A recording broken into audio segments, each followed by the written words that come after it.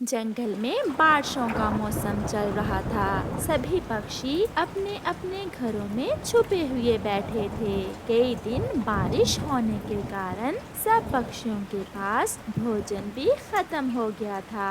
चिड़िया की बेटी गुड़िया अपनी मम्मा से कहती है, मम्मा भूख लगी है, मुझे कुछ खाने को देना। मम्मा चिड़िया बेबस थी क्योंकि उसके पास घर में एक दाना भी ना बचा था।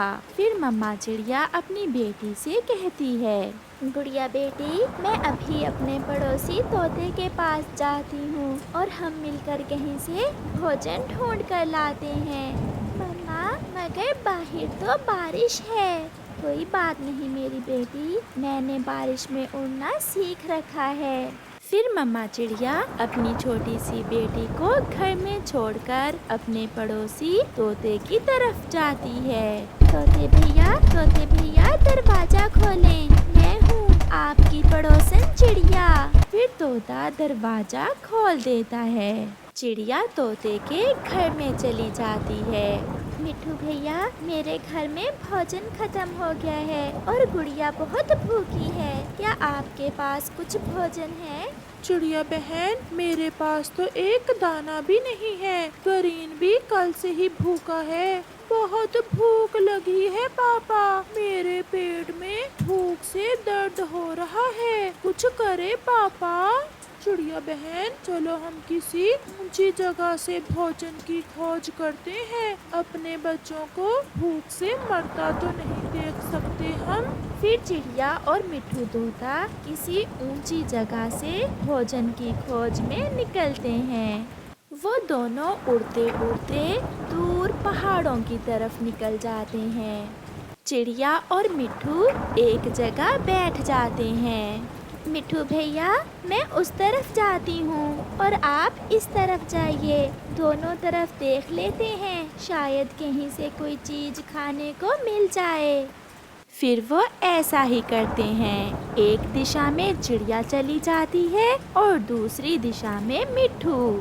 चिड़िया पहाड़ के साथ साथ उड़ती हुई जा रही थी कि बारिश और भी तेज हो जाती है और तेज हवा तूफान में बदल जाती है। चिड़िया एक बड़े पेड़ के साथ लगकर बैठ जाती है।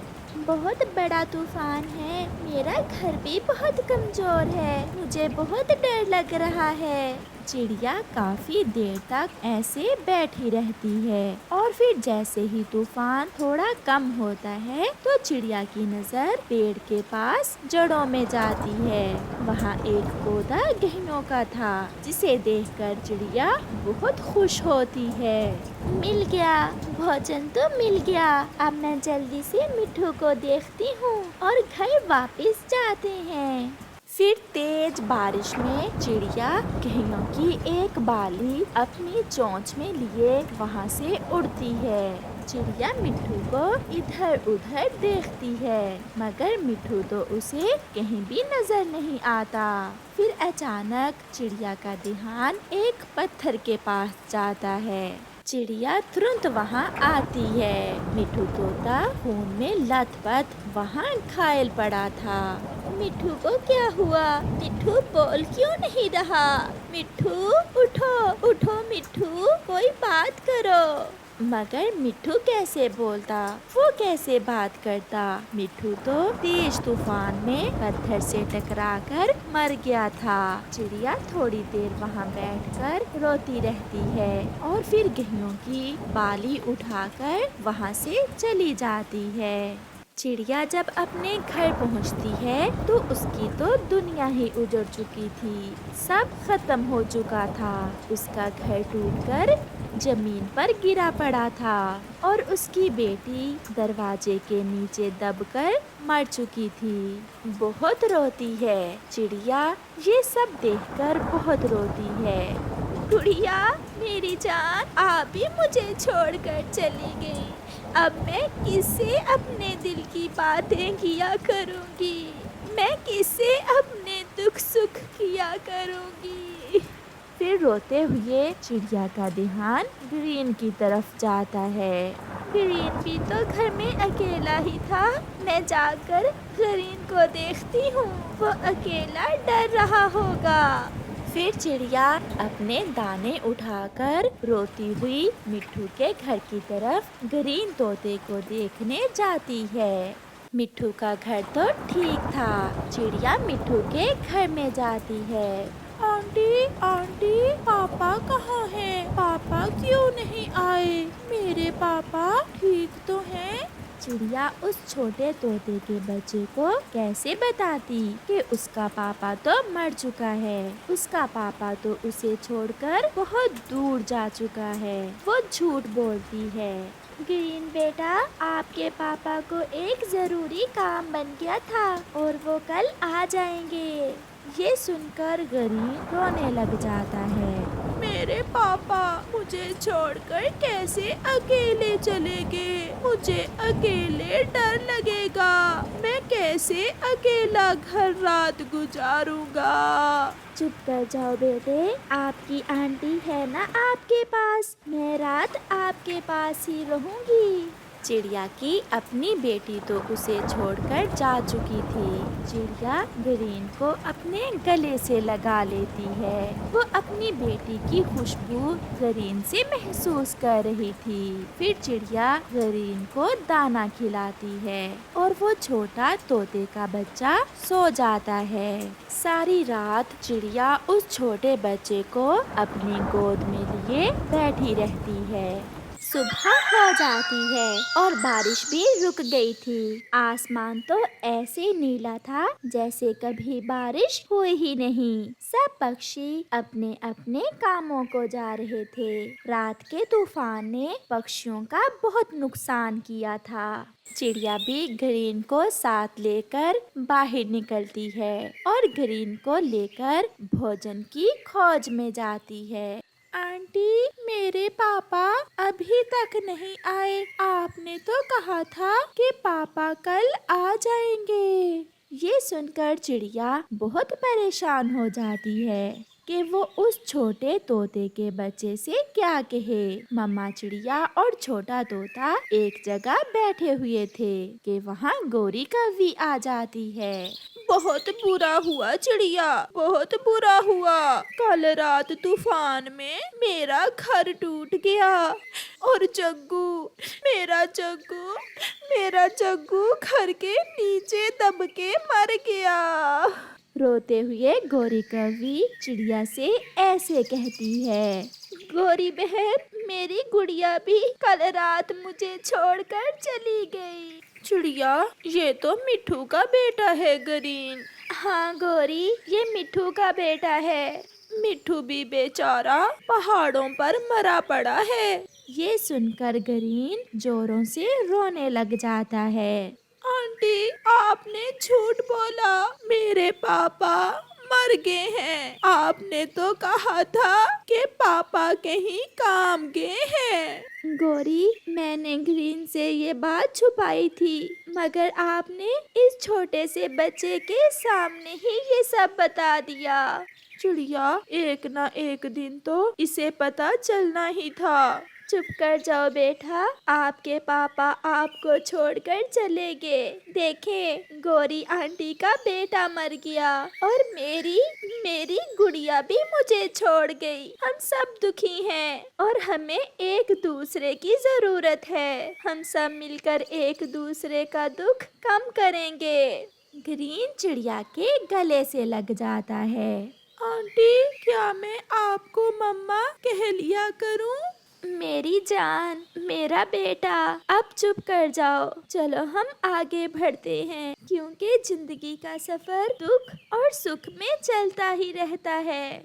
ऐसे वो सब पक्षी एक दूसरे को तसल्ली देते हैं और वहाँ से आगे बढ़ते हैं। फिर चिड़िया गरीन को अपने बेटे की तरह प्यार देती और हमेशा उसे अपने साथ साथ रखती। ग्रीन भी चिड़िया को अपनी मम्मा की तरह ही समझता। प्यारे दोस्तों, मुसीबत में हमेशा दूसरों की मदद करें, क्योंकि जिंदगी के दुख बांट लेने से कम हो जाते हैं। आपका धन्यवाद। उस छोटे से चिड़िया के बच्चे पर बहुत जिम्मेदारी थी, क्योंकि उसकी माँ बहुत बीमार थी। उसे अपनी माँ के लिए दवा भी लाना होती और राशन का भी बंदोबस्त करना होता। माँ, मैं जा रहा हूँ और किसी चीज की जरूरत तो नहीं है? जाओ बेटा, जाओ, अपना ध्यान रखना। फिर वो छोटा चिड़िया का बच्चा घर से काम पर निकलता है। वो सेठ कालू के होटल पर काम करता था। बर्तन धो लिए हैं तो जाओ टेबल साफ कर दो। जी मालिक, मैं अभी टेबल साफ कर देता हूँ। कुकू टेबल साफ कर रहा था कि एक गिलास नीचे गिरकर टूट जाता है। तेरा बाप ला कर देगा ना मुझे नया गिलास। एक एक करके सारे ही गिलास तोड़ दिए हैं तुमने। मालिक, मैं वो टेबल साफ कर रहा था कि चुप चुप कर जाओ, ये लो अपना हिसाब और यहाँ से चलते बनो। मालिक, दिया करें, रहम करें, मेरी माँ बीमार है, घर में खाने को कुछ भी नहीं है। मुझे मार लें, डांट लें, मगर काम से ना निकालें। मगर होटल का मालिक कालू कौवा उसकी एक नहीं सुनता और उसे वहाँ से भगा देता है। घर जाने की बजाय वो छोटा बच्चा एक पेड़ की डाल पर बैठकर रोने लग जाता है। माँ, मुझे माफ करना माँ, मैं अब आपकी दवा नहीं ला सकूंगा। वो फूट फूट कर रो रहा था। फिर वो थोड़ा और आगे एक फल फरोश पक्षी के पास जाता है।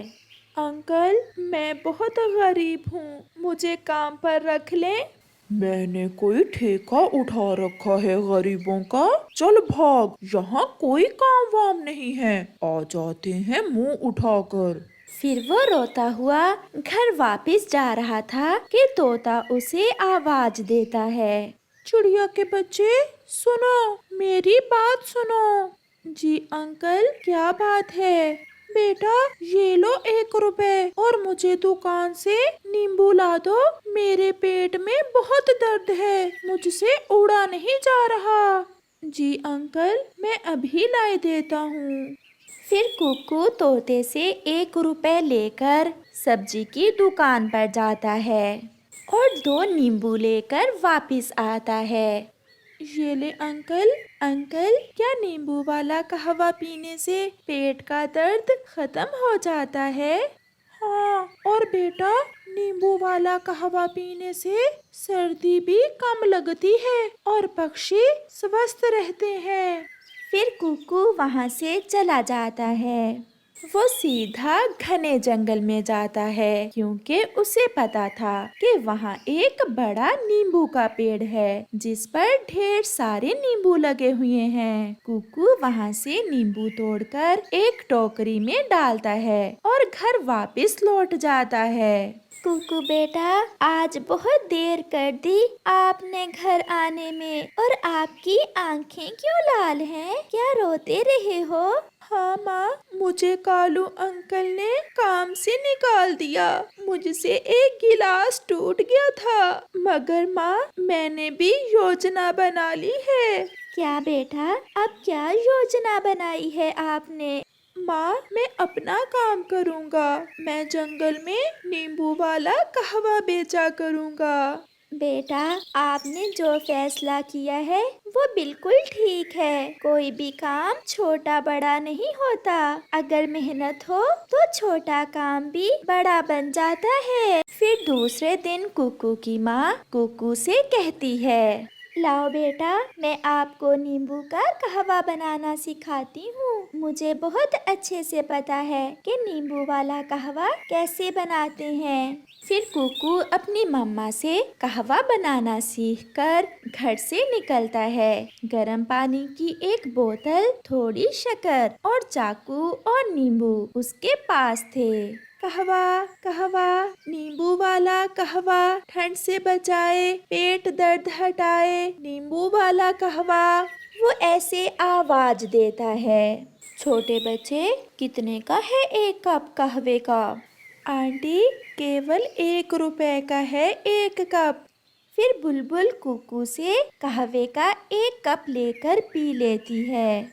आपका नींबू वाला कहवा तो बहुत स्वादिष्ट है, चाय से तो कहीं अच्छा स्वाद है इसका। फिर कुकू शाम तक कहवा बेचता है और उसे अच्छी खासी कमाई होती है। आज वो बहुत खुश था क्योंकि पहले ही दिन उसका काम चल गया था और उसने पहली बार एक दिन में इतने पैसे कमाए थे। माँ माँ, हमारा धंधा चल गया। माँ, सब पक्षियों ने नींबू वाला कहवा बहुत पसंद किया है।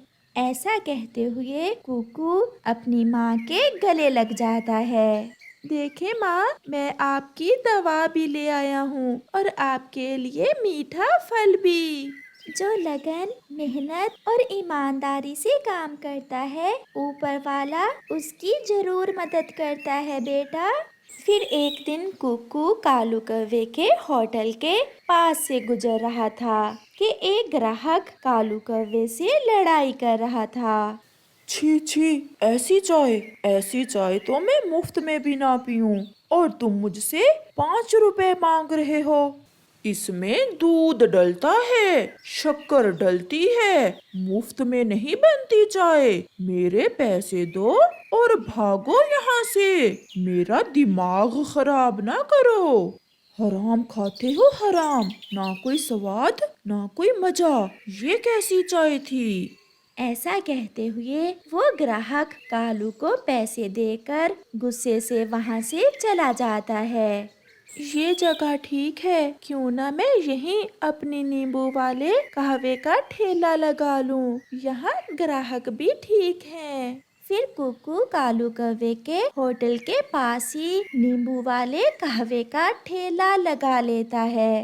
नौकर, वो सामने मुझे चिड़िया का बेटा लग रहा है, ये जहाँ क्या बेच रहा है? मालिक, उसने नया नया नींबू वाले कहवे का काम शुरू किया है।